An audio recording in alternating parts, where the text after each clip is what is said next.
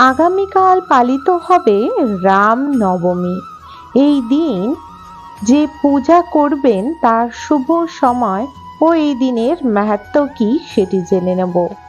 রাম নবমীর যে বিশেষ বিশেষ মাহাত্ম্য সেটা জানার সাথে সাথে এই দিন আপনারা ভুলেও এই 5টি খাদ্য খাবেন না। এর ফলে জীবনে দুঃখ কষ্ট জ্বালা যন্ত্রণা দারিদ্রতা নেমে আসবে। বন্ধুরা, রাম নবমীর চৈত্র মাসের শুক্লাপক্ষে নবমী তিথিতে পূর্ণিত এই অনুষ্ঠান বা এই উৎসবটি হয়ে থাকে।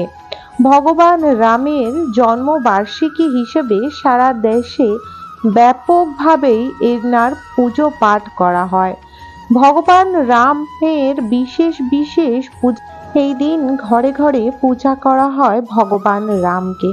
বন্ধুরা, রাম নবমীতে দিনভর রবি যোগের শুভ প্রভাব থাকবে। তাই রাম নবমীর গুরুত্ব এবং পুজোর সঠিক সময় জেনে নেব।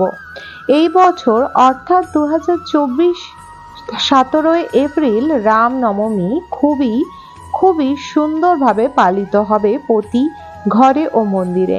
চৈত্র মাসের শুক্লাপক্ষে নবমী তিথিতে রাম নবমীর পালিত হয়। এই বছর অযোধ্যার রাম মন্দির নির্মাণের পর রাম নবমী আরো বিশেষভাবে পালিত হবে। রাম নবমী এবং এই দিনে মানুষের মনে কৌতূহল বেড়েই গেছে। রাম এই বছর খুব ভালোভাবেই পূজা করা হবে অযোধ্যার মন্দিরে। বন্ধুরা, এক্ষেত্রে ত্রেতা যুগে চৈত্র শুক্লা নবমীতে ভগবান রামের জন্মগ্রহণ হয়ে থাকে। এই বছর অযোধ্যা শহরে সকলেই খুব ভালোভাবে রাম ভগবানের জন্মাষ্টমী বা জন্মবার্ষিকী পালন করে থাকবেন। আসুন এবার জেনে নেব বিশেষ বিশেষ সময়। কখন রাম নবমীর হিন্দু ক্যালেন্ডার অনুসার এই রাম নবমীর শুরু হবে 17 এপ্রিল দুপুর 1:23 থেকে এটি 17 এপ্রিল দুপুর 3:14 শেষ হবে।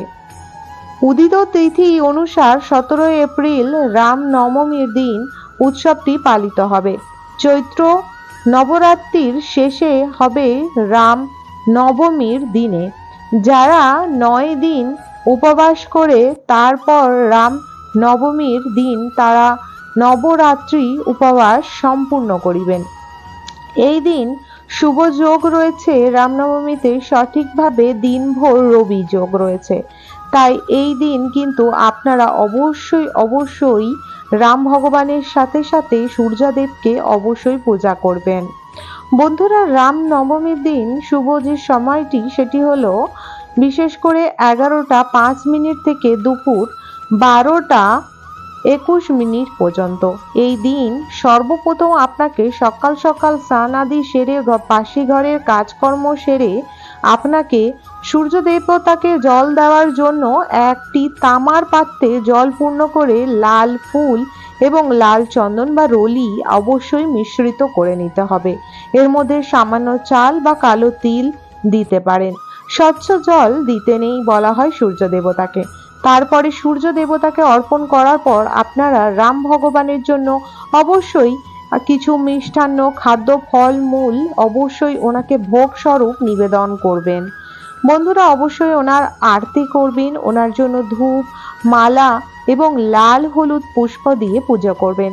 চেষ্টা করবেন যদি আপনার ঘরে রামের আলেখ্য থাকে বা ছবি থাকে তাতে পূজা করার। যদি তা না থাকে তাহলে শ্রীকৃষ্ণ রাধারানী যে ছবি সেখানে শ্রীকৃষ্ণকে পূজা করতে পারবেন রাম ভগবান হিসাবে। যদি লাড্ডু গোপাল থাকে সেখানেও পূজা করতে পারবেন অথবা নারায়ণ ভগবানকেও পূজা করতে পারবেন। কারণ কৃষ্ণ এবং রাম দুটোই কিন্তু বিষ্ণুর অবতার। তাই কিন্তু অবশ্যই আপনারা বিষ্ণু ভগবান তথা নারায়ণ দেবকে পূজা করতে পারবেন। এই দিন ওনার পছন্দের মিষ্টান্ন বিশেষ করে যেমন লাড্ডু ওনাকে অবশ্যই অর্পণ করবেন। এই দিন আপনারা অবশ্যই লাল ফুল মালা অথবা হলুদ ফুলের গাঁদা ফুলের মালা ভগবান রামকে অর্পণ করবেন। চেষ্টা করবেন যে ছবিতে রাম সীতা লক্ষ্মণজি ও হনুমানজি একসাথে আছে সেই পূজা বা সেই মূর্তি বা ছবিতে পূজা করা, এতে ঘরে সুখ শান্তি সমৃদ্ধি বাড়ে। এই দিন আপনারা কিন্তু রাম ভগবানের ছবি কিনেও আনতে পারেন, তথা যদি সম্ভব না হয়ে থাকে আপনারা কিন্তু অবশ্যই শ্রীকৃষ্ণ বা নারায়ণ ভগবানকে পূজা করতে পারেন। এই দিন কি কি জিনিস খাবেন না সেটি জেনে নেব। এই দিন ভুল করেও মসুরির ডাল খাবেন না। এই দিন মসুর ডাল বা মসুর ডাল খেতে নয়। এই দিন আপনারা পেঁয়াজ ও রসুন খাবেন না। বিশেষ করে এই দিন আপনারা খাবেন না মাছ, মাংস, ডিম। তাই এই দিন একদমই নিরামিষ আহার করুন এবং সকলকেই এই দিন অবশ্যই রাম ভগবানের প্রসাদ অর্পণ করবেন এবং ঘরের মধ্যে সুখ শান্তি সমৃদ্ধি রাখবেন। এই দিন হনুমানজিকেও অবশ্যই পূজা করবেন। বন্ধুরা, এই দিন আপনারা ঘরের দুয়ারের মধ্যে আম পাতার তোরণ লাগাতে পারেন, ঘরের মধ্যে সন্ধ্যাবেলা ধূপ দ্বীপ দিয়ে আরতি করতে পারেন। আশা রাখবো বন্ধুরা আজকের এই ভিডিও তথ্যটি আপনাদের ভালো লেগেছে। যদি ভালো লেগে থাকে অবশ্যই লাইক করবেন। কমেন্ট বক্সে জয় শ্রী রাম অবশ্যই লিখবেন। আশা রাখবো বন্ধুরা আজকের ভিডিও তথ্যটি যদি ভালো লেগে থাকে চ্যানেলটিকে সাবস্ক্রাইব করে রাখবেন আপকামিং পুজো পাঠ, তন্ত্রকথা, জ্যোতিষশাস্ত্র, বাস্তু টিপস, টোটকা উপায় দেখার জন্য। সকালে ভালো থাকবেন, সুস্থ থাকবেন। হরে কৃষ্ণ, রাধে রাধে।